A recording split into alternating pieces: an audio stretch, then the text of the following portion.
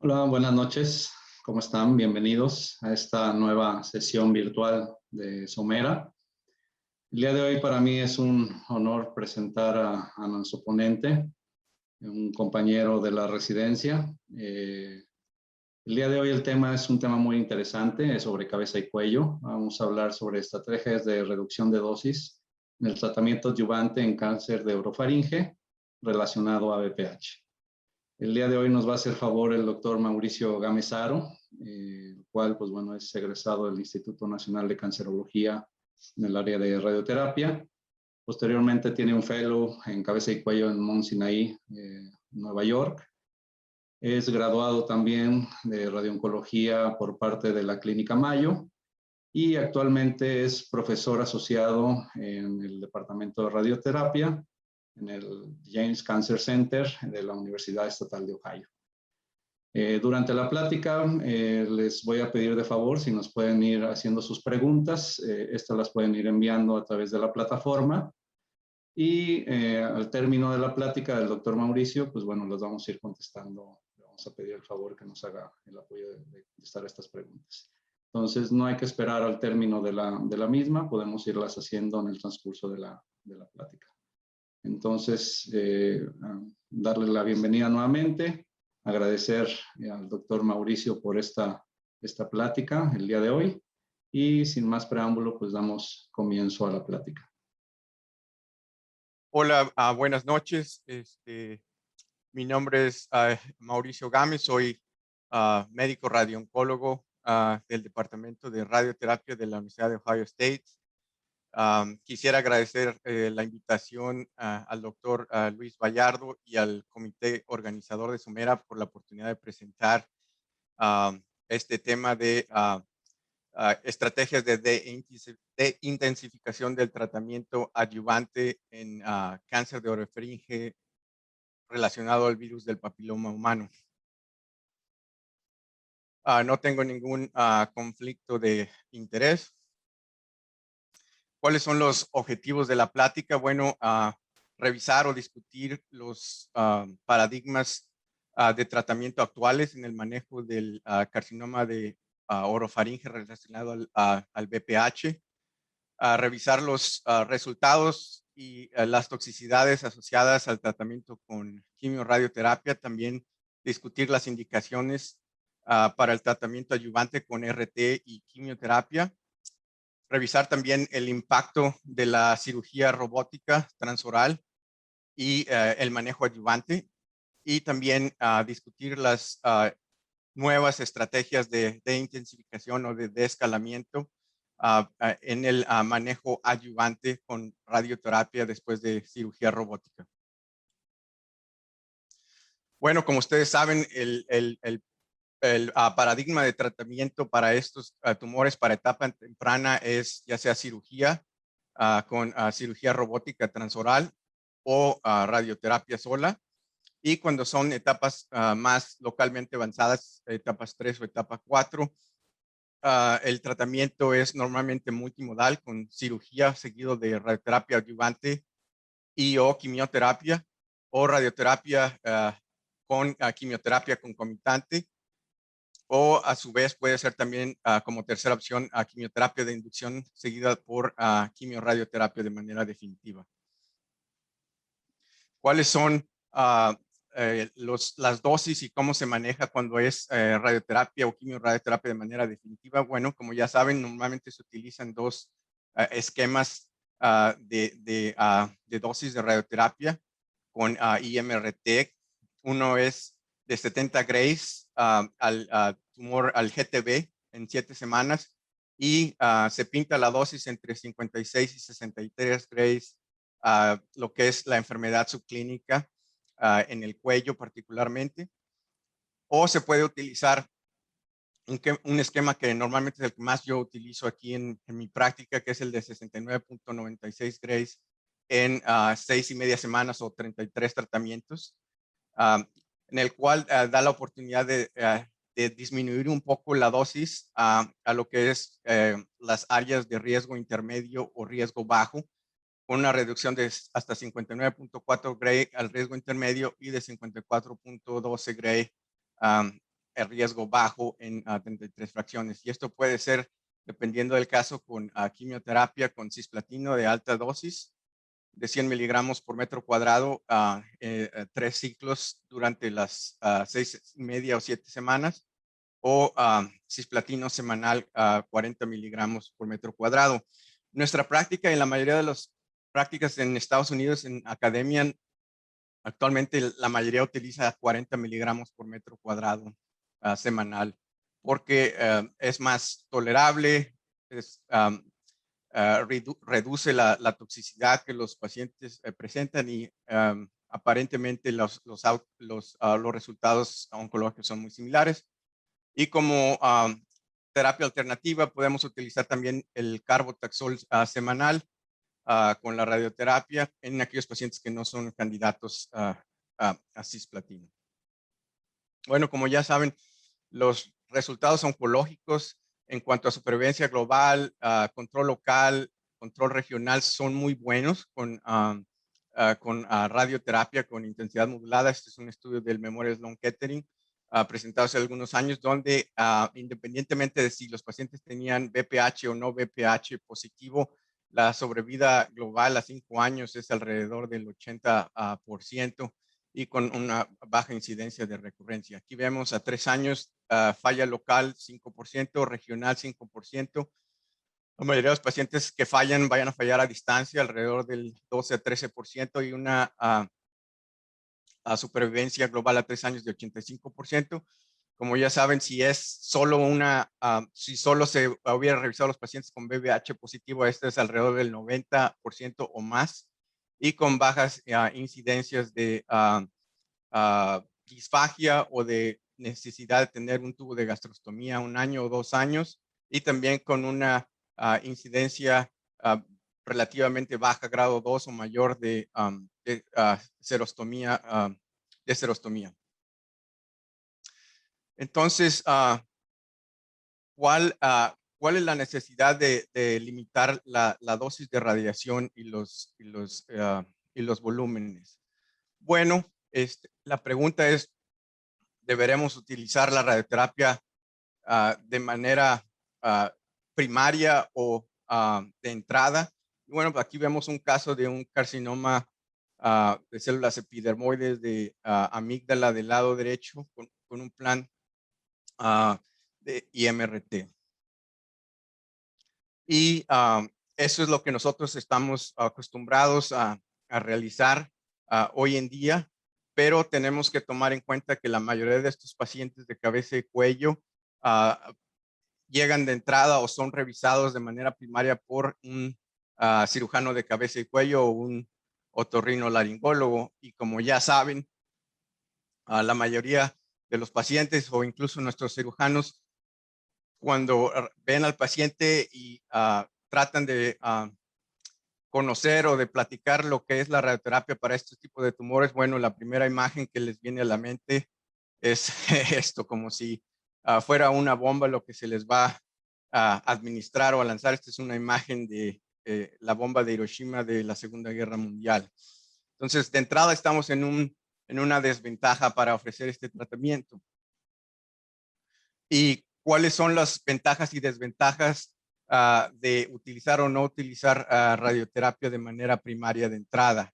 Entonces, las ventajas es que no es un tratamiento invasivo, que para etapas tempranas, como ya platicamos, normalmente se puede utilizar una radioterapia como modalidad primaria. Puede, obviamente, tratar a aquellos pacientes que no son candidatos a cirugía por comorbilidades o porque el paciente no desea tener cirugía.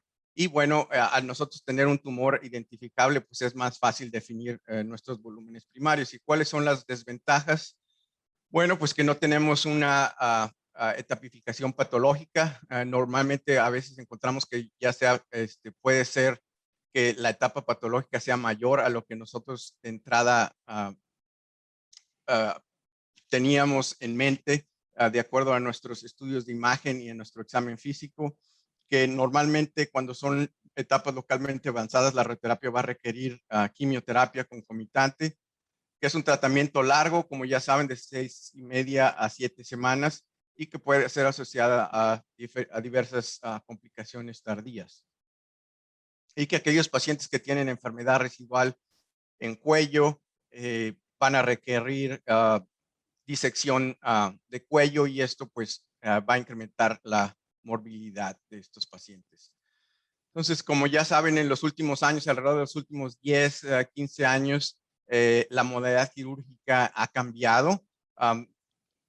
De entrada, hace más de 10, 15 años, la mayoría de las cirugías era lo que se conocía como la split mandibulotomy, donde cortaban la rama de la mandíbula para tener acceso a lo que es la orofaringe. Es una cirugía bastante mórbida, con complicaciones, con un retraso en la recuperación y en el saneamiento de la herida, y que se asociaba obviamente a toxicidad, especialmente si se requería radioterapia de manera adyuvante. Y en los últimos años, con el incremento de la tecnología y el acceso a lo que es la cirugía robótica, bueno, pues ahora podemos hacer por vía transoral una resección mucho más pequeña, más precisa, donde se puede etapificar al paciente, incluso los márgenes durante el curso transoperatorio, y donde no hay necesidad de lo que es cortar lo que es la mandíbula o hacer una excisión amplia de esa zona.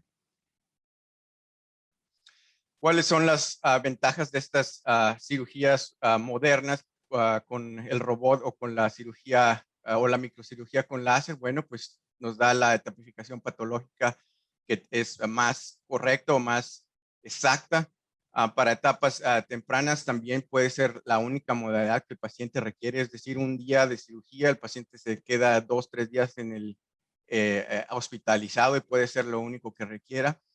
Para aquellos pacientes que no requieren, que no tengan márgenes positivos o enfermedad extracapsular ganglionar, no van a requerir de quimioterapia, solo de radioterapia si requieren de alguna modalidad adyuvante.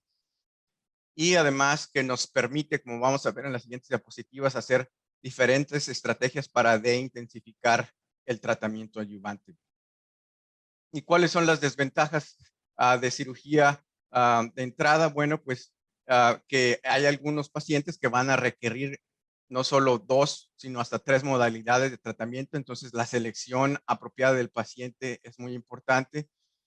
Que algunos pacientes, cuando tienen la disección de cuello, van a tener disfunción de lo que es la movilidad del cuello o del hombro, y van a requerir de terapia física. Y además que no está muy claro todavía, a pesar de que hay algunos estudios, de si la cirugía transoral seguida de radioterapia o solo cirugía transoral sería superior en lo que es calidad de vida o calidad de vida de estos pacientes comparado con quimioradioterapia.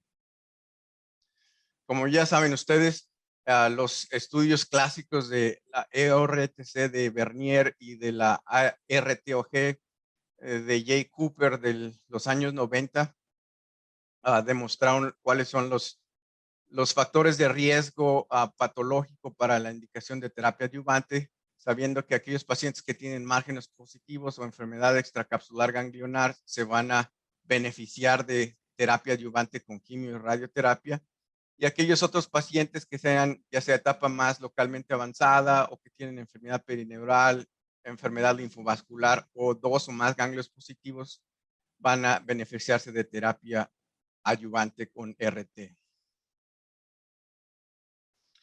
Normalmente, independientemente del tipo de cirugía, esperamos alrededor de 4 a 6 semanas para iniciar la terapia adyuvante. Sabemos también que el tiempo de tratamiento y el tiempo total del tratamiento importa. Normalmente es indicado iniciar dentro de 42 días de la cirugía, la radioterapia adyuvante, y terminar el tiempo de tratamiento total dentro de 100 días desde lo que es la cirugía hasta el término de la radioterapia, porque después de eso cada día se asocia con una disminución del control local. Con radioterapia adyuvante, bueno, podemos disminuir un poco la dosis, alrededor de 10 grays o un poco más en algunos casos específicos, lo cual vamos a ver que se puede asociar con beneficios en la toxicidad. Y que este tratamiento, bueno, pues es un poco más estilizado o un poco más exacto en cuanto a los factores de riesgo patológicos para el paciente. ¿Cuáles son los resultados oncológicos de la cirugía transoral. Bueno, aquí vemos una tabla de diferentes autores, la mayoría de ellos con una gran experiencia en lo que es cirugía robótica o cirugía transoral con láser. Vemos, por ejemplo, aquí la serie de Steiner, que es, digamos, que el padre de la cirugía transoral con láser. Los otros autores, ya sea de la Universidad de Washington o de la Universidad de la Clínica Mayo, que también tienen mucha experiencia con cirugía robótica, cuáles son sus resultados oncológicos.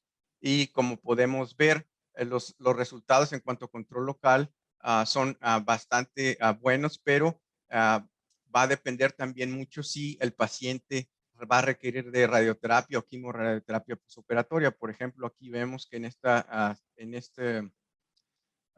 serie de el doctor Hoggy, vemos como un porcentaje alto requirió tratamiento adyuvante y obviamente eso se puede asociar con incremento en la toxicidad e incremento en los costos. Como vemos, la mayoría también de la cirugía robótica es mejor o más indicada cuando son etapas tempranas, T1, T2, no T3 o T4, debido a que a mayor tamaño tumoral se va a asociar a un mayor posibilidad que el paciente requiera tratamiento bimodal o trimodal. Y esto también es independientemente si es asociado a BPH o no a BPH. Y en la parte inferior vemos cómo los resultados funcionales, como en pacientes bien seleccionados, ellos recuperan su dieta normal en un tiempo muy temprano, normalmente dentro de los primeros 3 meses. Y el uso de tubo de gastrostomía en pacientes bien selectos es bastante bajo, alrededor del 5 o 6% en la mayoría de las series, a excepción de aquellos pacientes que tienen nuevamente etapas más avanzadas, T3 o T4, o que no fueron bien seleccionados de manera entrada de acuerdo a su función en cuanto a la disfagia que tenían antes de comenzar el tratamiento. Este estudio que realizamos nosotros aquí en la Universidad de Ohio State de cirugía transoral, bueno, es importante porque fue un estudio utilizando la base de datos nacional del cáncer de Estados Unidos. Se analizaron alrededor de 2,900, casi 990 pacientes, alrededor de 3,000 pacientes, donde se ve que a partir de 2010 la incidencia y la frecuencia de utilizar cirugía robótica para manejar estos pacientes ha ido creciendo de manera exponencial y ha sido siguiendo hasta el día de hoy. Y como vemos qué pacientes van a requerir tratamiento adyuvante con RT o con quimioradioterapia. Aquí en la gráfica del lado derecho con color rojo, vemos cómo al principio, en el año 2010, alrededor del 25-30% de los pacientes no se recomendaba ningún manejo más adyuvante. ¿Y qué pasó? Que bueno, los cirujanos y la gente en la comunidad o en los centros académicos empezaron a estar más conformes con sus resultados oncológicos y más empezaron a tratar etapas un poco más avanzadas o tumores con mayor tamaño tumoral, y entonces vemos cómo se ha habido un incremento en lo que es el no uso de tratamiento adyuvante. ¿Por qué? Porque la curva de aprendizaje se ha mejorado y vemos como alrededor del 35% de los pacientes que tienen cirugía transoral no van a requerir ningún tipo de manejo adyuvante. La otra forma, como vemos también cómo el uso de radioterapia adyuvante ha ido en incremento y alrededor también del 35% de los pacientes que de entrada se pensaban que no iban a requerir manejo adyuvante con cirugía transoral lo van a requerir por lo menos de radioterapia. Y de la otra forma de quimioradioterapia, como vemos que de entrada en el 2010 era alrededor del 45% de los pacientes se les recomendaba adyuvancia con quimioradio, y cómo ha ido disminuyendo gradualmente el uso de la quimioradioterapia de manera adyuvante cuando el paciente es bien seleccionado, pero es todavía alrededor de un 33% de esos pacientes, hasta un 25% van a seguir requiriendo el manejo adyuvante con quimio y radio. Entonces, la importancia de este estudio, de esta gráfica, es que en pacientes que son bien seleccionados se puede intensificar el tratamiento, pero si no es correcto, entonces el paciente va a terminar utilizando la terapia trimodal. ¿Cuáles son los costos? Bueno, este es un estudio de la Clínica Mayo de los costos con cirugía robótica y radioterapia adyuvante, con cirugía y quimio-radioterapia adyuvante y con quimio-radioterapia definitiva. Y bueno, vemos aquí cómo la estancia intrahospitalaria es menor cuando la cirugía está implicada, alrededor de 2 a 3 días. Pero cuando empezamos a manejar quimioterapia, ya sea con cirugía o con radio y quimioterapia, el número de días de hospitalización incrementa entre 6 y 7 días y obviamente eso se va a traducir en costos. Y como también el número de tubos de gastrostomía también incrementa. Y esta es también una gráfica o una tabla muy interesante en cuanto a los costos a nivel de dólares en Estados Unidos, de acuerdo a la modalidad de tratamiento para estos pacientes. Y vemos el costo medio de la cirugía sola en práctica privada o o en una institución gubernamental o académica. Lo que cuesta la cirugía alrededor de $37,000 comparado con $15,000 y cómo se va incrementando los costos si se va añadiendo radioterapia adyuvante, si se va añadiendo quimio radioterapia adyuvante. Ya estamos aquí alrededor de $190,000 y cómo también con quimio radioterapia definitiva también, sobre todo en práctica privada y cuando es por medio de aseguradora, cómo se incrementan los costos y la relación del costo, cómo se incrementa alrededor de 5 o más veces con respecto a cirugía sola. Entonces, también puede haber alguna consideración en cuanto a los costos para la selección de la modalidad del tratamiento. Este es igual el estudio del Dr. Moore de la Clínica Mayo, de pacientes que etapa 3 o etapa 4, alrededor de 100 pacientes, 26 pacientes con cirugía sola y alrededor de 70 pacientes requirieron radioterapia adyuvante. Y bueno, ¿cuáles son los costos analizando 10 pacientes de manera consecutiva con cirugía y ya sea cirugía o radioterapia? Alrededor de $1,245,000 hasta $1,700,000 de acuerdo a si es por medio de aseguradora o práctica privada comparado con la institución gubernamental, y cómo el costo es mayor cuando es quimio y radioterapia de manera definitiva.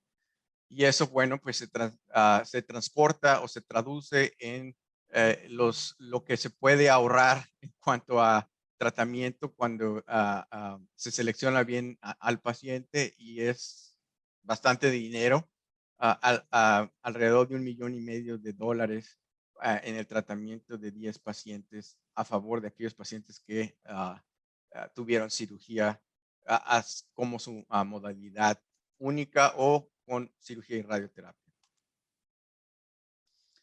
Bueno, ¿cuáles son las estrategias de intensificación? Bueno, podemos disminuir lo que es las modalidades de tratamiento, la dosis, la morbilidad o la toxicidad, disminuir los costos como ya platicamos anteriormente, y por lo menos mantener los resultados oncológicos, si no es que mejorarlos. Y bueno, nos vamos a enfocar lo que es al sitio de la orofaringe, como venimos platicando. Del lado izquierdo vemos una imagen tridimensional de la estructura del virus del papiloma humano, y del lado derecho vemos el famoso estructura tridimensional del coronavirus con sus picos que simulan lo que es una corona real, como ya todos bien saben. Entonces, bueno, nos olvidaremos unos minutos del famoso coronavirus. ¿Cuál es la importancia de cualquier indicación de tratamiento? Pues es en base a la ventana terapéutica o al índice terapéutico, donde sabemos que nosotros podemos seguir incrementando la dosis de radiación, pero debido a la curva sigmoidea de la respuesta del tumor al tratamiento y de la toxicidad, podemos seguir incrementando, pero no vamos a tener mayor respuesta tumoral. Al contrario, lo único que vamos a añadir, debido al tipo de curva sigmoidea, es mayor toxicidad. Entonces, idealmente, la curva de tumor o de control tumoral debiera estar más hacia el lado izquierdo y de toxicidad al tejido normal más hacia el lado derecho, es decir, una mayor ventana terapéutica, y eso sería lo ideal. Entre más estrecho tengamos ese margen, entonces menor beneficio de respuesta tumoral nuestro paciente va a tener y vamos a solo añadir toxicidad. Entonces, siempre es importante recordar esto de radiobiología cuando tratamos de implementar una estrategia de intensificación del tratamiento. ¿Cómo podemos de intensificar con radioterapia? Reducción de dosis, mejor selección de volúmenes de tratamiento, con modalidad del tratamiento, es decir, la técnica IMRT o con protones. Y también podemos mejorar esto si disminuimos dosis o podemos omitir órganos de riesgo o tejido normal. Y con quimioterapia es parecido, no dar quimioterapia o reducir dosis de quimioterapia semanal o alta dosis cada 3 semanas, utilizar las nuevas terapias biológicas, agentes moleculares blanco o inmunoterapia y el rol de la quimioterapia en enfermedad extracapsular ganglionar, el cual está siendo también evaluado y quizá pueda cambiar su indicación en un futuro cercano. Ya todos saben la historia de la radioterapia con 2D, donde se trataba con campos laterales y un campo anterior bajo al cuello, y que como vemos en la imagen inferior de la diapositiva, con estos campos laterales o radioterapia conformal, pues no hay forma de que nosotros podamos omitir o disminuir la dosis a órganos de riesgo como son los músculos constrictores y las glándulas salivales. Una de las principales complicaciones del tratamiento de radioterapia es la disfagia tardía, y eso depende obviamente de la dosis total, del fraccionamiento, si se añade quimioterapia, del volumen de radiación y de factores pretratamiento como el sitio tumoral, la edad del paciente, cuál es su antes del tratamiento, qué tanta dificultad de disfagia tenía el paciente o al deglutir. Es decir, que el paciente requiere una evaluación exhaustiva con estudios para ver su función primaria de entrada antes del tratamiento. Y bueno, recordar que hay los órganos o los órganos constrictores faringios son muy importantes para el resultado final de la disfagia. Este estudio de los Países Bajos de Levendag que ilustra cómo se deben contornear los constrictores faringios desde la base del cráneo hasta lo que es el esófago proximal, y de acuerdo a la dosis que estos diferentes zonas, ya sea los constrictores superiores, medios o inferiores, recibe, podemos nosotros predecir cuál va a ser la disfagia tardía que el paciente puede presentar. Y como vemos en esta gráfica del mismo estudio, cómo la curva se empieza a pronunciar de manera significativa después de los 55 grays, y por cada 10 grays después de los 55 hay un incremento alrededor del 20% de mayor probabilidad de disfagia. Y es por eso que uno de los parámetros de constricción de dosis para pacientes con tumores de orofaringe, de dosis a los constrictores faringios, es tener una dosis media menor de 55 grays de manera ideal, que normalmente se puede conseguir con un plan adecuado, y sobre todo en aquellos pacientes que también tuvieron cirugía de entrada. No olvidar que también hay otros factores importantes. Este estudio de la Universidad de Johns Hopkins también menciona la importancia de la dosis a los músculos del piso de la lengua y al músculo cricofaringio, donde dosis media a los músculos del piso de la lengua de mayor de 60 Gray se traduce con mayor riesgo de disfagia o de neumonía por aspiración, y lo mismo para el músculo cricofaringio, donde un volumen de 40 Grays recibiendo mayor al 40% del órgano también se asocia a un mayor riesgo de complicaciones. Y otros órganos que también tienen un factor importante que se traduce en la toxicidad tardía, bueno, pues es la serostomía, donde vemos igualmente que dosis media alrededor de 26 Gray se asocia con un mayor riesgo de serostomía tardía, pero no olvidar que incluso a dosis menores, como vemos aquí en la gráfica, también se asocian con una disminución en el porcentaje de la función de la glándula parótida. Entonces, no es una gráfica binaria o no es un resultado binario donde si tenemos una dosis media menor de 26 Grays no va a haber serostomía. Al contrario, a menor dosis mejor, pero no hay un número seguro para estos pacientes.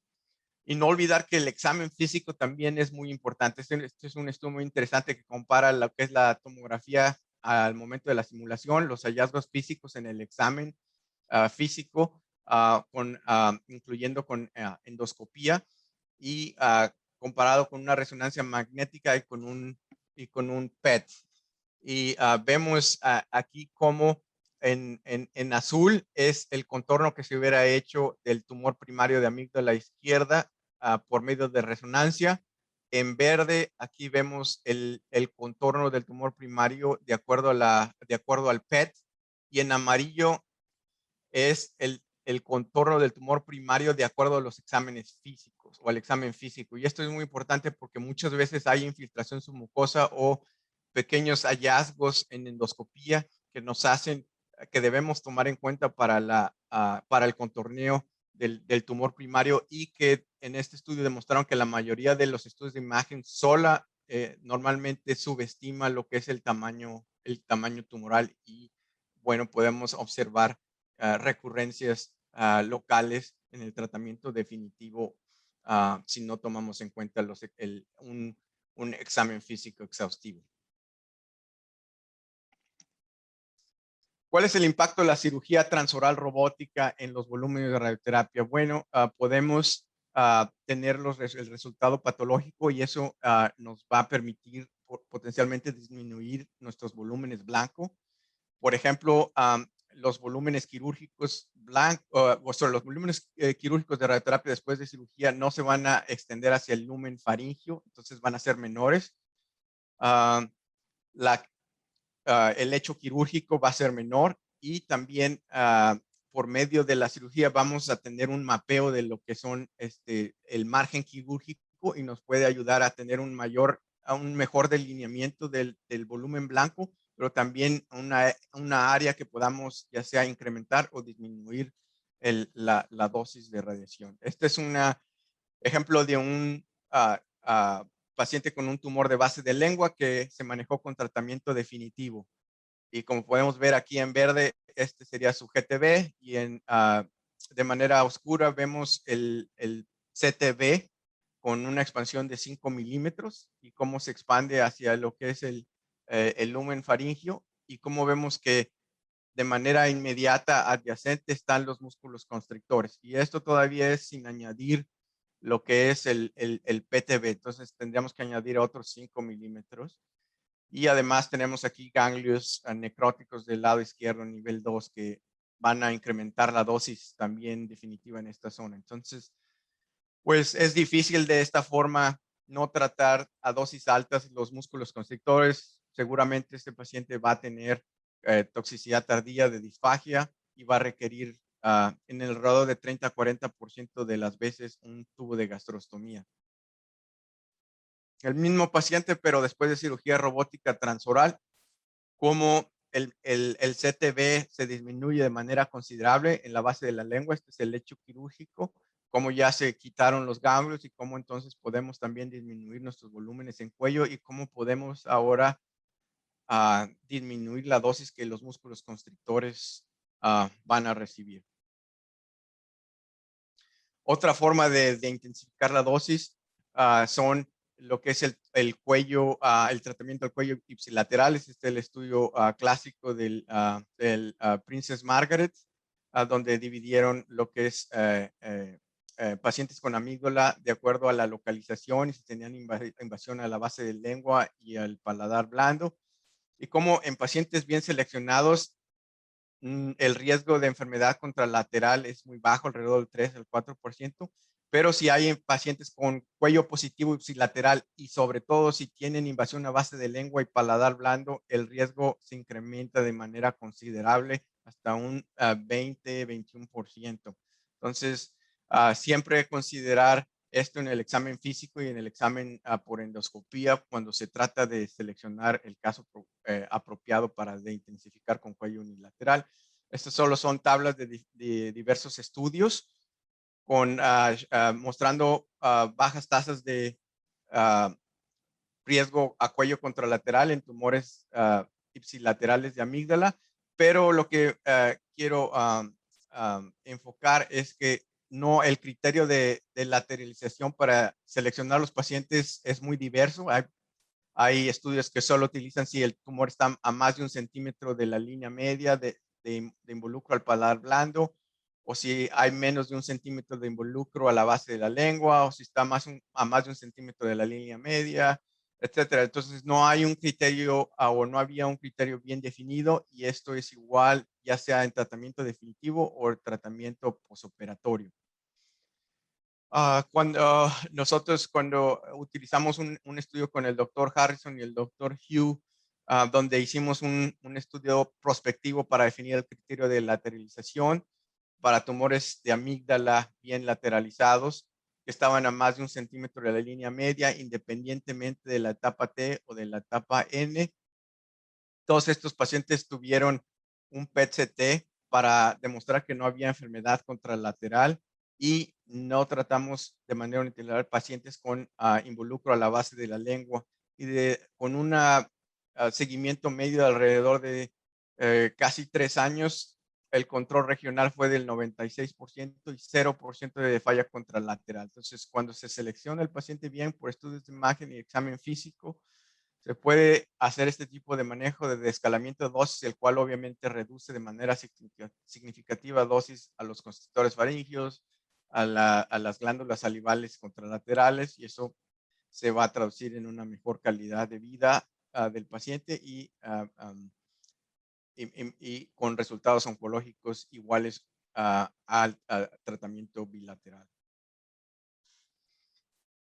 ¿Qué otras formas o estrategias podemos utilizar para intensificar después de cirugía o en la manera adyuvante con radioterapia? Bueno, sabemos que en pacientes bien seleccionados, el riesgo de enfermedad subclínica a nivel 1B y al nivel 5 es bajo, alrededor del 3% en 1B y 1% a nivel 5 en pacientes BPH positivos con cuello clínico positivo en otros niveles, ya sea nivel 2 o nivel 3.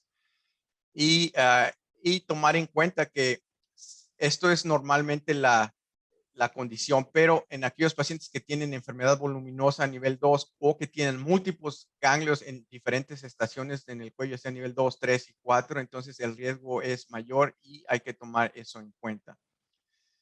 Entonces, ¿cuáles serían los beneficios de que nosotros después de cirugía podemos omitir nivel 1B y 1.5? Bueno, si omitimos el nivel 1B del cuello, nos permite disminuir dosis a la glándula submandibular y a la cavidad oral, que también recordar que tiene las glándulas sublinguales que también se asocian a la producción específica de saliva y de discusia. El nivel 5 disminuye obviamente toxicidad a piel, pero más importante, fibrosis a largo plazo y lo que se conoce como espasmos musculares que pueden ser bastante debilitantes. Hay estudios que demuestran que si el músculo esternocleidomastoideo o el trapecio reciben más de 60 grays, se asocia a esta complicación, el cual puede ser bastante debilitante para estos pacientes. Y aquí tenemos este estudio del Memorial Sloan Kettering, donde se se ve que se puede omitir de manera segura lo que es también los ganglios retrofaringios contralaterales en el cuello no involucrado, alrededor de la base del cráneo. Y este estudio se asoció con ninguna falla retrofaringea a 2 años, 0%. Y lo que nos permite es, como pueden ver, se puede omitir dosis a la glándula parótida del lado derecho, del lado donde se está omitiendo los ganglios retrofaringios contralaterales de manera significativa, y esto obviamente se va a traducir en una mejor calidad de vida de los pacientes. Entonces, en nuestra práctica, pacientes que requieren tratamiento bilateral, pero que se puede omitir los retrofaringios contralaterales de la base del cráneo, lo omitimos de manera rutinaria. Sabemos que la falla local después de cirugía transoral en una institución con un alto volumen, con experiencia, es bastante baja, es menor del 5%. Que la falla regional después de disección de cuello va a depender más bien de los factores tradicionales que ya conocemos, como lo que es la enfermedad extracapsular, y que una reducción de la dosis de radioterapia al hecho quirúrgico primario pudiera disminuir complicaciones, pero aún así no está exenta de complicaciones. Por ejemplo, este estudio de la Universidad de Pensilvania del doctor Lukens demuestra que aquellos pacientes que tienen cirugía robótica transoral tienen un mayor riesgo de necrosis de los tejidos blandos, alrededor del 28% de los pacientes, particularmente aquellos que tienen amígdala, y aquellos pacientes que reciben radioterapia adyuvante con una dosis de igual o mayor a 2 grays. Y el manejo de estas toxicidades es complicada. Los pacientes toman meses para poder sanar lo que es del hecho quirúrgico, y se asocia con bastante dolor y uso de narcóticos. Entonces, tomar en cuenta que el tiempo de sanación después de la cirugía es importante, pero también la dosis y el volumen tumoral que se da al hecho quirúrgico. Entonces, cuando estaba en la Clínica Mayo, la pregunta de si pudiéramos omitir lo que es el lecho quirúrgico en pacientes seleccionados después de cirugía robótica. Y se hizo este estudio de 40 pacientes donde la indicación de radioterapia adyuvante se basaba únicamente si el paciente tenía factores de riesgo en el cuello, es decir, múltiples ganglios positivos en el cuello o enfermedad extracapsular ganglionar, pero no tenía ningún factor de riesgo en el lecho quirúrgico primario, es decir, los márgenes eran negativos, no había invasión perineural significativa o enfermedad linfovascular significativa. Y la ventaja de la cirugía transoral con láser o robótica es que el cirujano puede mapear de manera durante el quirófano, cortar en diferentes piezas el tumor, y ir con el patólogo al momento de la cirugía para revisar que no haya enfermedad microscópica residual. Y con este tipo de mapeo no requieres muchos márgenes, al contrario, con márgenes de 1 milímetro es más que suficiente para poder asegurarnos de que no se dejó enfermedad microscópica, comparado con los márgenes quirúrgicos históricos que se reportan en estos tumores que requieren más de 5 milímetros o mayores. En este tipo de cirugía es imposible tener márgenes de 5 milímetros o mayores debido al acceso intraoral que requiere el abordaje quirúrgico. Y como vemos en este estudio, pacientes seleccionados, la mayoría eran T1 o T2. Y lo que se hizo es que a estos pacientes no se les radió lo que es el lecho quirúrgico primario, pero se fue y se contorneó el lecho quirúrgico para hacer un estudio dosimétrico y ver qué tanta dosis recibió el lecho quirúrgico y qué tanto se relacionó con la toxicidad y con los resultados oncológicos. Entonces vemos aquí cómo está contorneado un tumor de amígdala, un tumor de base de lengua, y cómo el color wash con el blanco en IMRT, cómo se trataba de omitir y de disminuir la dosis, y cómo alrededor de 40 grays o 45 grays era lo que recibía el lecho quirúrgico.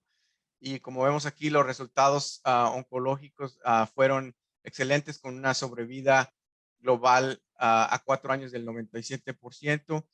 No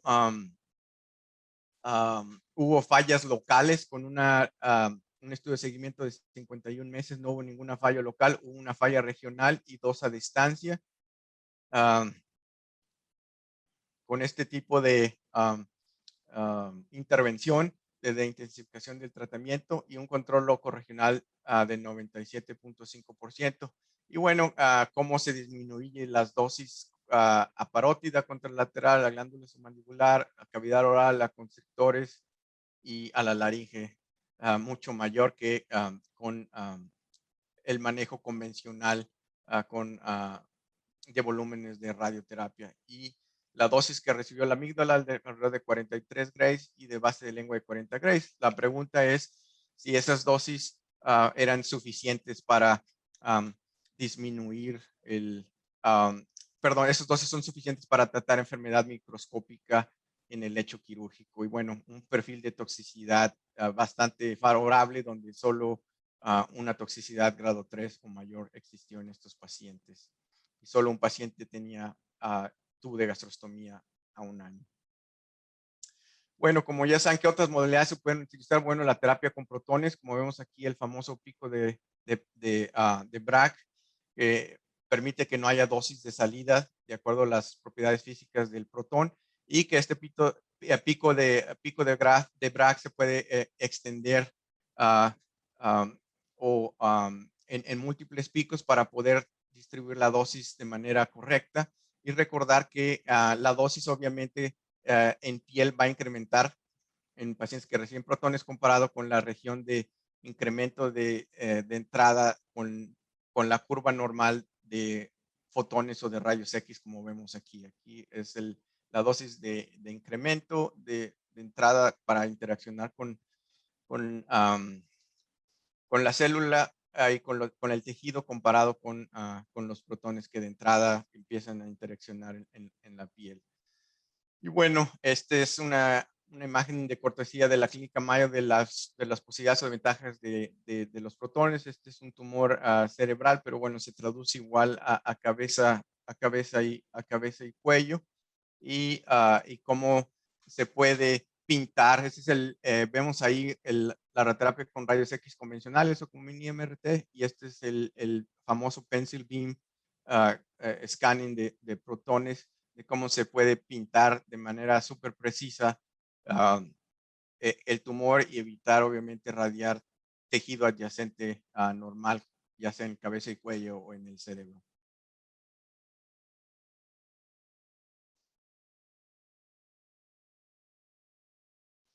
Entonces vemos como mayor cantidad de radiación con rayos X, con IMRT versus con protones.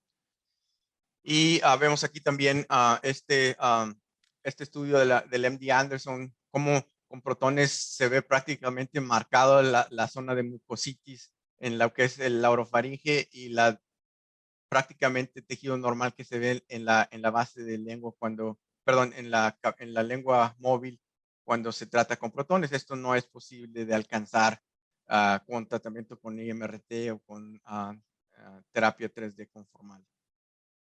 Lo mismo aquí, del manejo ipsilateral con protones versus fotones. Del lado izquierdo vemos con fotones como toda esta dosis integral, aunque es menor, sigue siendo dosis y eso se asocia con toxicidad, versus con protones, como podemos obviamente limitar la dosis a todo el tejido contralateral, lo cual se traduce con fotones en un mayor exceso de dosis. Y bueno, de acuerdo al estudio preliminar que realizamos en la Clínica Mayo, se hizo este protocolo prospectivo para igual evitar el sitio primario, pero sí se utilizaban protones. Y esto se ha estudiado tanto en la Clínica Mayo como en la Universidad de Pensilvania. Este es el estudio AVOID, donde se omitió el sitio primario en pacientes que tuvieron cirugía robótica y requirieron radioterapia adyuvante al cuello, ya sea con IMRT o con protones. Igual un control local alrededor del 98%, y con una toxicidad bastante aceptable. Y lo mismo el estudio de la Clínica Mayo que se presentó en Astro en el año pasado, y el estudio ya está cerrado. Estamos esperando mayor tiempo de seguimiento para reportar los resultados finales, pero son más de 60 pacientes y solo se tuvo una falla local en todos estos pacientes. Entonces, utilizando protones y omitiendo el sitio primario en pacientes seleccionados es factible y se asocia con una mejor calidad de vida. Una imagen de un paciente en el momento del tratamiento, como prácticamente no se ve ningún tipo de mucositis en lo que es la orofaringe. Aquí vemos otros estudios de escalamiento o de intensificación que están en curso o que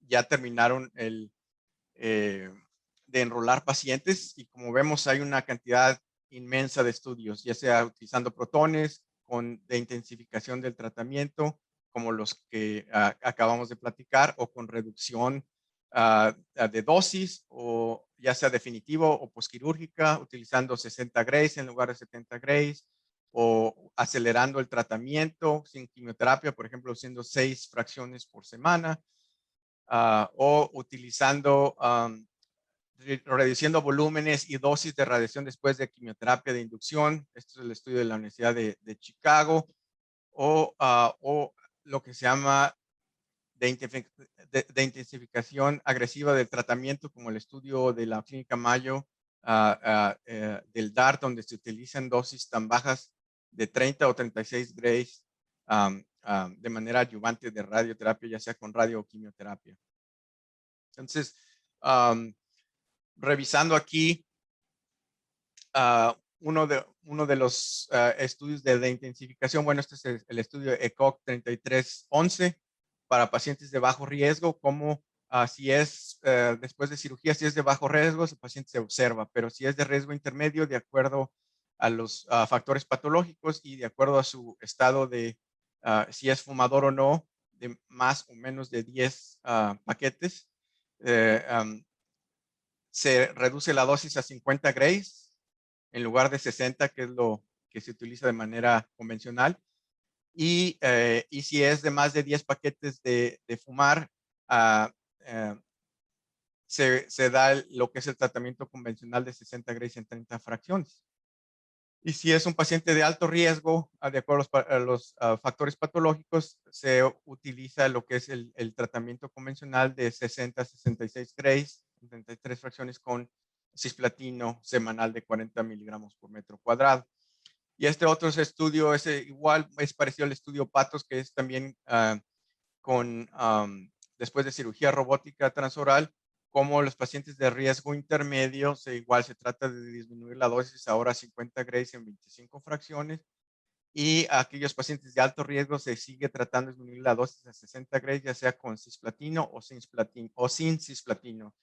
¿Qué les quiero decir? Que esto va a seguir evolucionando los siguientes años, y de acuerdo a lo que se está viendo, se va a seguir de intensificando el tratamiento de dosis, de volúmenes, de si requieren o no quimioterapia en estos pacientes. ¿Por qué? Porque estos pacientes les va bastante bien.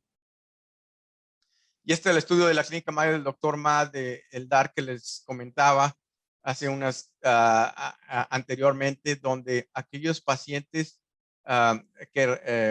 de bajo riesgo que recibieron cirugía transoral, se puede dar solo 30 Grays en tratamiento de 2 veces al día de 1.5 Grays. O sea, este tratamiento es en 2 semanas con docetaxel, 2 dosis de 15 miligramos por metro cuadrado.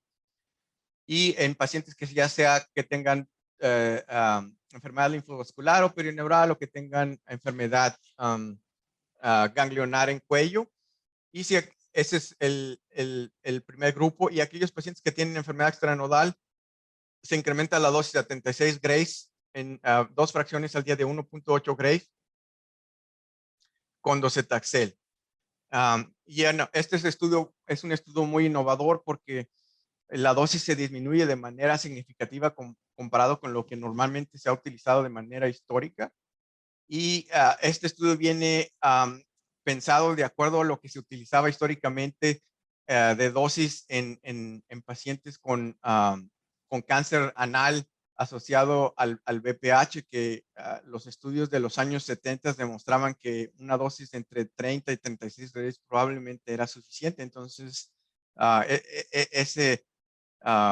esa información se extrapoló para decir que quizá estos pacientes de BPH positivo no requieren tanta dosis, sobre todo aquellos pacientes que ya recibieron cirugía.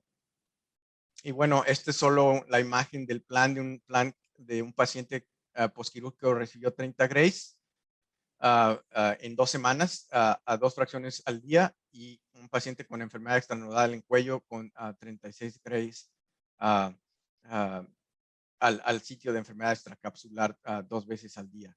Y bueno, vemos aquí los resultados publicados en el JCO, donde vemos aquellos pacientes de 30 Grays, un control local casi del 100%, control locorregional casi del 100%, y en aquellos pacientes con enfermedad extracapsular también alrededor del 90%, y la sobrevida igual bastante cercana al arriba del 95%. Entonces, este estudio quizá vaya, una vez que se haga de manera multiinstitucional, quizá cambie el paradigma y manejo de estos tratamientos en Estados Unidos y a nivel mundial.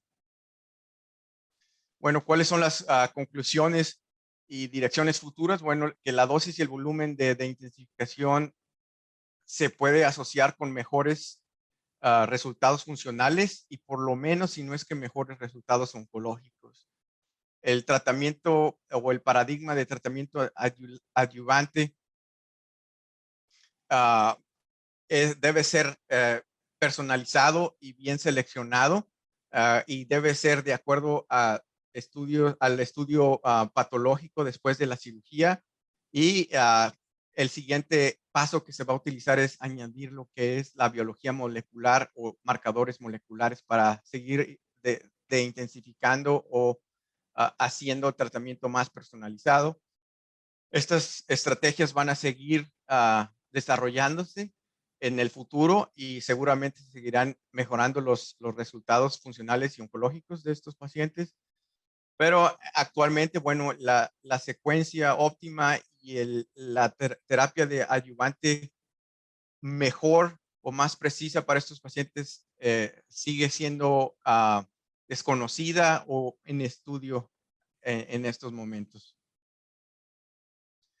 Y bueno, para terminar, quisiera agradecerles por su tiempo y decirles que si recuerdan la diapositiva que les mencioné de entrada de qué es lo que piensa la gente o el cirujano de la radioterapia, la bomba de Hiroshima y Nagasaki de la Segunda Guerra Mundial, bueno, esto es lo que realmente pasa cuando los pacientes reciben radioterapia.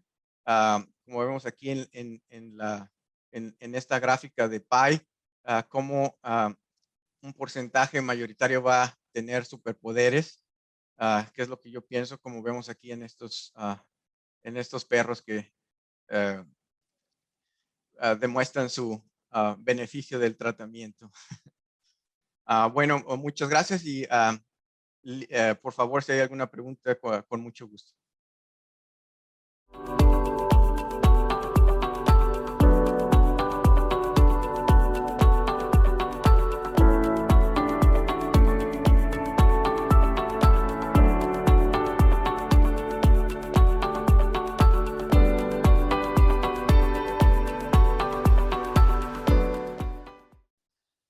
Excelente presentación. Muchas gracias, doctor Mauricio Gámez, por esta plática con tanta información y que realmente nos abre muchos panoramas. Sabemos ahorita que este tema en cabeza y cuello está en boga y es muy, muy interesante, ¿no? Saber, obviamente, el área de cabeza y cuello es un área muy complicada para nosotros, sobre todo en la cuestión de morbilidad. Y el hecho de que estén con estos estudios, pues nos habla de esto, ¿no? Es buscar lo mejor para el paciente Y en todas estas cosas, pues lo principal es obviamente la calidad de vida y con esto obviamente hablamos también subsecuentemente de disminuir toxicidades, ¿no? Entonces, pues muchísimas gracias. Se nota que has dedicado mucho tiempo en la clínica de cabeza y cuello y muchas gracias por compartirnos tu experiencia. Los invito a todos los participantes de la plática, si nos pueden ir enviando sus preguntas, ya tenemos algunas aquí en la plataforma. Me da mucho gusto ver que, pues bueno, tenemos una audiencia de más de 250 personas y que, bueno, no nomás se concentran aquí en México, sino podemos ver que hay participantes de tanto de Centroamérica como Sudamérica, ¿no? Entonces, bienvenidos a todos nuevamente. Y bueno, yo creo que empezamos con las preguntas. La primera que nos estaban haciendo por parte del doctor Armando Félix al inicio de la plática, más que nada relacionado al tema actual de COVID, no tanto con el escalamiento, pero nos habla que en el escenario actual de la pandemia por COVID, ¿qué opinas acerca del lipofraccionamiento en cabeza y cuello, ¿no? Sí, es algo que se está utilizando, está en boga, hay mucho interés.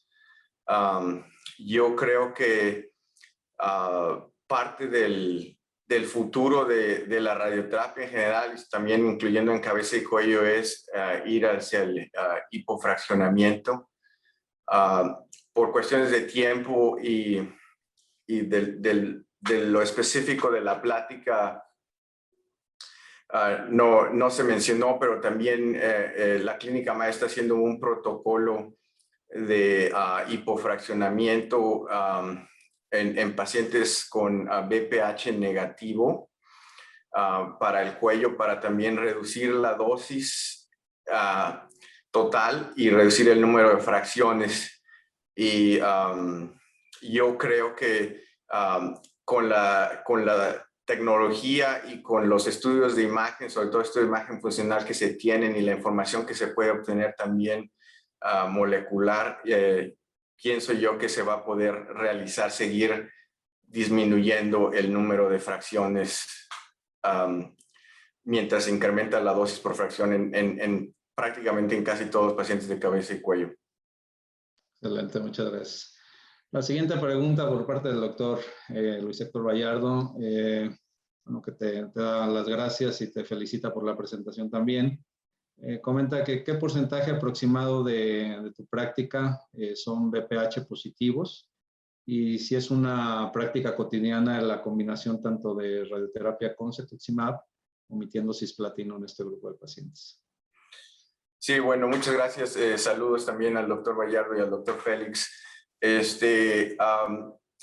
nuestra práctica, alrededor del 60-70% de los pacientes son BPH positivos. Eso es lo más frecuente que tenemos. En cuanto al uso de cetuximab, debido a los estudios recientes que se publicaron hace un par de años, que han demostrado que el cetuximab es inferior al cisplatino, se dejó de utilizar completamente en nuestra práctica. Nosotros no utilizamos cetuximab en cabeza y cuello. Si el paciente por alguna razón no es candidato a cisplatino, se utiliza el carbotaxol semanal como manera alternativa. Si es algún paciente con mucha comorbilidades y tampoco puede administrarse el taxol, se da solo con carboplatino, con radioterapia, pero no usamos cetuximab. Excelente. La siguiente pregunta, la doctora Mayra Mosquera de Argentina, pregunta que ¿cuándo se puede omitir la radioterapia adyuvante del primario y solo irradiar las áreas ganglionares como nos comentamos? Sí, fue el estudio que realizamos también en la Clínica Mayo. Los criterios que se utilizan es aquellos pacientes que tienen márgenes negativos con cirugía transoral, robótica transoral, por lo menos de 1 milímetro de márgenes negativos, y aquellos pacientes que no tienen enfermedad linfovascular o invasión perineural en el sitio primario, y que la indicación de radioterapia adyuvante es solo por múltiples ganglios positivos en el cuello. Ok. Gracias. La siguiente pregunta del doctor Marco Antonio Ramírez. Pregunta para definir el BPH, ¿cuál es el mejor método diagnóstico que utilizan ustedes en la práctica? Sí, igual, pregunta interesante. Nosotros utilizamos solo el marcador de P16 de manera rutinaria. Sabemos que no todos los pacientes P16 van a hacer BPH, pero la mayoría, alrededor del 85 al 90% lo van a hacer. Y eso lo que hace es que disminuye costos, incluso aquí en Estados Unidos, que la infraestructura y los recursos son mayores. También se trata de disminuir costos y si el paciente es P16 positivo, se toma como si fuera BPH positivo. Ok, excelente. La siguiente pregunta de la doctora Erika León te pregunta directamente si tú estás utilizando el esquema de 30-36 Grays en estos pacientes con BPH positivo. Lo he utilizado, ahora yo estoy en la Universidad de Ohio State, lo he utilizado un par de ocasiones. Lo utilicé bastante cuando estaba en la clínica Mayo anteriormente y sé que se sigue utilizando. Es un esquema obviamente muy fácil de utilizar en el sentido de que es conveniente para el paciente. En 2 semanas terminas el tratamiento. Es intenso, pero los pacientes, por ejemplo, muchos pacientes que van a Clínica Mayo vienen de otros lados de Estados Unidos o de otros lados del mundo y no pueden estar 6 semanas o 7 semanas en un hotel en Rochester o en Arizona para terminar su tratamiento. Entonces se acorta el tiempo, se acortan los costos para el paciente. Y los pacientes realmente no tienen ningún tipo de toxicidad durante el tratamiento porque es hiperfraccionado. Normalmente lo que sucede es que alrededor de 2 o 3 semanas después de haber terminado el tratamiento es cuando los pacientes desarrollan la mucositis y los síntomas del tratamiento. Entonces se les dan indicaciones específicas a los pacientes de qué es lo que va a suceder alrededor de las 2 o 3 semanas después, y que normalmente los pacientes ya sea están en la Clínica Mayo o algún otorrino o algún radiooncólogo local los evalúa en su sitio de procedencia para el manejo de la toxicidad relacionada al tratamiento. Pero pacientes toleran muy bien y se recuperan muy rápido. Ok, excelente. Siguiente pregunta, comentario de parte del doctor Armando Félix. La desescalada de dosis en nuestro país, de acuerdo a los criterios de inclusión, la asociación con cisplatino o el cetuximab, que ya nos hablabas que no se utiliza tanto, en tumores de orofaringe con BPH positivo, si realmente lo ves factible tú aquí digo, yo sé que estás en otra área, pero ¿qué tanto verías factible aquí en México poder aplicar estas? Sí, yo creo que hay cosas que se pueden, o varias prácticas que se pueden definitivamente hacer en México. O sea, en México ya varios lugares o bastantes sitios hacen IMRT, y con IMRT puedes hacer cuello unilateral, puedes omitir el sitio primario, puedes disminuir dosis. El cisplatino, también como comenté durante la plática, la mayoría de los centros aquí en Estados Unidos es 40 miligramos por metro cuadrado. Ya no, en los 3 años que tengo yo aquí en la Universidad de Ohio, no he tratado un solo paciente con cisplatino a dosis altas de 100 miligramos, ninguno. Entonces los pacientes, ahí también estás haciendo un poco de escalamiento de tratamientos. Los pacientes tienen menos toxicidad, no tienen que ser internados para la quimioterapia. Entonces yo creo que todas esas prácticas tranquilamente se pueden utilizar o tomar en países como México o en Latinoamérica. Obviamente, si ya es algo más que implica protones, bueno, yo entiendo los costos y entiendo lo que cuesta la tecnología, pero por ejemplo aquí en Ohio State nosotros tampoco tenemos protones. Excelente. El doctor Zurita, pues te felicita por la ponencia. Te pregunta directamente en cuanto a la cuestión de desintensificación de dosis, ¿cuál es la dosis que más aplicas tú en tu práctica?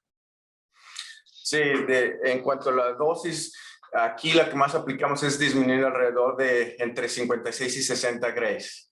Eso es lo que más utilizamos aquí en esta práctica, sobre todo en aquellos pacientes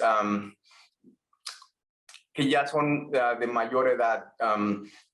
Inicialmente, cuando empezó la ola de BPH en tumores de orofaringe, la mayoría de los pacientes eran de 40, 50 años, son pacientes jóvenes que no tienen muchas comorbilidades, que son de raza blanca, pero esto ha seguido incrementando y nosotros tenemos aquí una proporción grande de pacientes, ya sea de BPH orofaringe o no de BPH, que son mayores de 70 años o hasta de 80 años, y el manejo de esos pacientes adyuvante o definitiva con radio, con quimio-radio, es bastante complicada. Entonces, si lo haces con tratamiento más convencional de 70 grays, entonces en esos pacientes yo me enfoco mucho en tratar de escalar el tratamiento para poder obtener los mismos resultados, pero con menos toxicidad, ya que esos pacientes son bastante frágiles.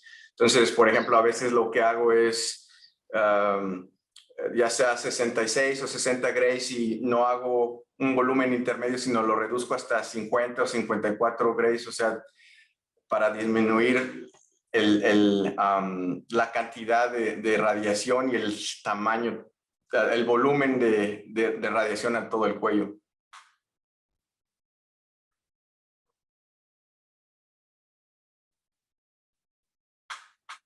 Excelente. En cuanto a la disminución o reducción de dosis en el de desintensificación, ¿hay algún grupo de pacientes por edad en el cual tú te enfoques más en decir algún grupo etario, decir disminuimos más en este grupo? ¿Hay alguna ventaja o realmente lo utilizas sin diferencia en cuanto a los grupos etarios? Sí, los pacientes obviamente son los de bajo riesgo, que tienen no fumadores o menos de 10 paquetes por año, pero también aquellos pacientes, como mencionaba, que son para mí aquellos pacientes que son más de 70 años o que tienen múltiples comorbilidades. El tratamiento de cabeza y cuello es complicado. Pacientes tienen...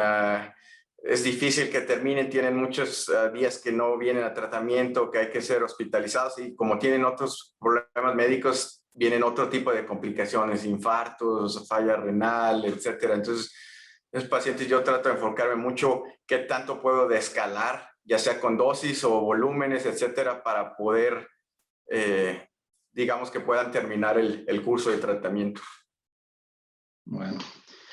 Pues creo que por el momento no hay más preguntas. La verdad es que me da mucho gusto que nos hayas acompañado y que nos hayas permitido escucharte con esta plática tan enriquecedora en un tema tan profundo y que hay tanta información, y creo que el panorama que nos diste es muy, muy amplio. No sé si quieras decirnos algo para terminar la plática. Pero, bueno, primero agradecerte al doctor Carlos Mariscal y al doctor Vallardo por la invitación y por la oportunidad de presentar este tópico que para mí es muy apasionante, y pues creo que va a seguir evolucionando y va a seguir más estudios y más formas de seguir intensificando el tratamiento, y que yo creo que se puede seguir obteniendo iguales y no mejores resultados y menor toxicidad. Y nada más recordar que para intensificar no es solo con la dosis, sino también con los volúmenes, con disminuir toxicidad, con disminuir costos. Hay muchas formas que uno puede llamar de intensificación y que todos al final buscan el mismo objetivo para el paciente. Excelente. Pues muchísimas gracias. Muchísimas gracias a todos los que nos acompañaron en esta ponencia magistral. Y ojalá que más adelante pues, nos puedas dar un avance de todos esos estudios que nos presentaste. Claro que sí, con mucho gusto, y nuevamente gracias por la invitación y espero vernos pronto. Hasta luego. Pues buenas noches a todos y nos despedimos. Antes de lo último, bueno, quisiera ya nomás poderlos invitar a la siguiente ponencia, nuestra tercera plática a través de internet, la cual sería el día 12 de agosto. Esta plática pues, se va a tratar acerca de inmunoradioterapia en el manejo de cáncer de pulmón localmente avanzado, un tema también muy, muy interesante, donde hay mucho avance, la cual estará impartida por el doctor Drew Mohanike. Y también recordarles que el próximo 22 de julio a las 8 horas habrá una sección extraordinaria de Somera, con esto vía Zoom, con el tema la sede para el próximo congreso, ¿no? Entonces, me despido de todos y muchas gracias por su participación.